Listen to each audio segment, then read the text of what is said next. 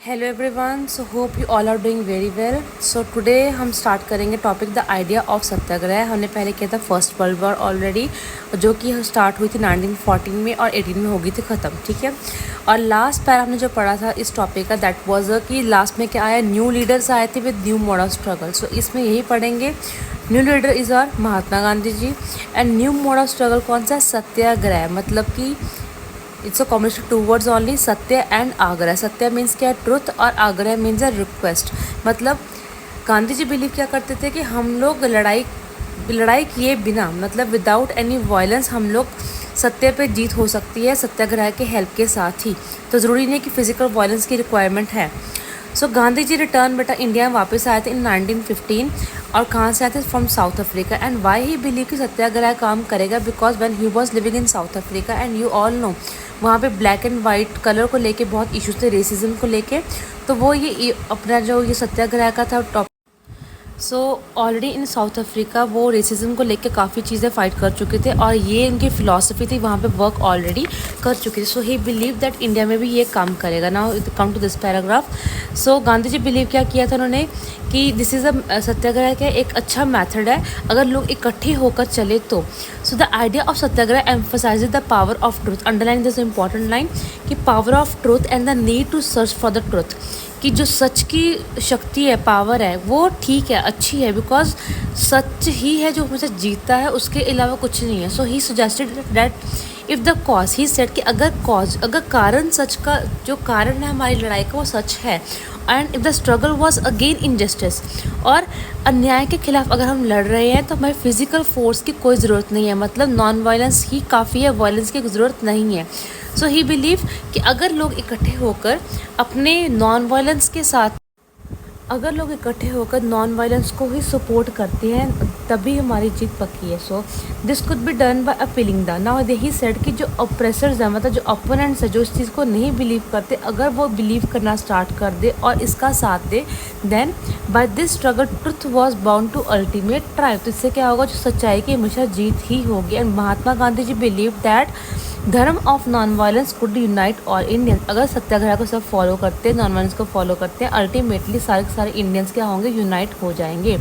Okay, and now this next, this is very important paragraph, because बेटा इसमें से एक नंबर पक्का हमारा एग्जाम में आता ही आता है, ठीक है ना। After arriving in India, Mahatma Gandhi successfully organise satyagraha movement in various places. अब इंडिया में आ गए, अब इन मूवमेंट को स्टार्ट करने के लिए वो काफ़ी प्लेसेस में विजिट किए। द फर्स्ट इज इन 1917, वो कहाँ पहुँचे थे, चंपारण इन बिहार। वहाँ क्यों पहुँचे थे, because they peasants to struggle against oppressive plantation system.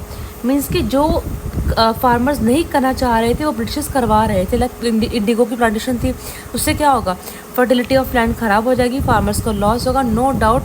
Britishers क्या कर रहे हैं, मैक्सिमम प्रॉफिट अर्न कर रहे हैं। सो यहाँ पे गांधी जी इस चीज़ के लिए अगेंस्ट सत्याग्रह का चीज़ को फॉलो किया।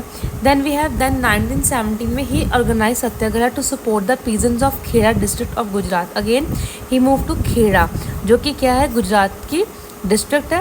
वहाँ पे फार्मर्स को सपोर्ट करने के लिए गए, बिकॉज वहाँ पे क्या हुआ था, क्रॉप फेलियर हो गया, crop failure and the plague epidemic. मतलब पहले तो उनको एक तो नुकसान हो रहा है क्रॉप फेलियर के कारण, सेकेंडली लोग वहाँ पे अगेन एपिडेमिक के कारण उनकी डेथ भी हो रही है, उनको लॉस भी हो रहा है।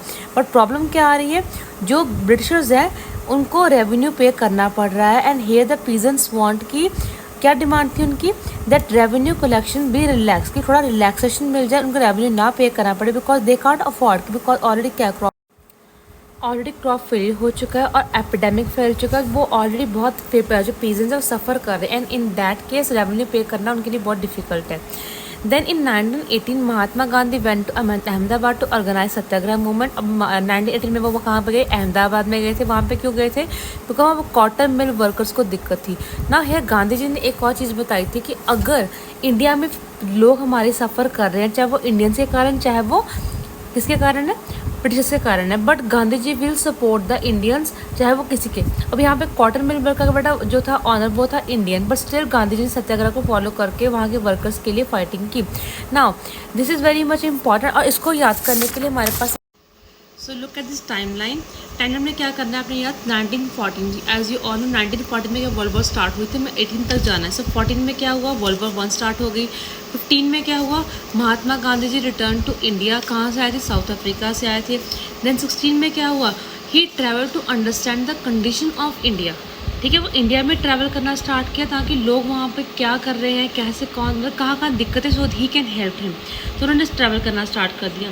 एंड इन 17 वो कहाँ पहुँचे, चंपारण जो कि बिहार में थी, and then Kheda in Gujarat. We have studied already कि चंपारण एंड बिहार में क्या किया, अपने पीजेंट्स को हेल्प की ताकि वो जो भी उनकी दिक्कतें थी वो उससे निकल पाए, और किसकी हेल्प से, सत्याग्रह की हेल्प से की थी। देन 1918 में क्या आ गया, then he went to Ahmedabad in Gujarat, again they we having a problem with the cotton mill workers जिसका ऑनर था इंडियन, और वहाँ पे उन्होंने सत्याग्रह की हेल्प के साथ वहाँ के वर्कर्स की हेल्प की थी।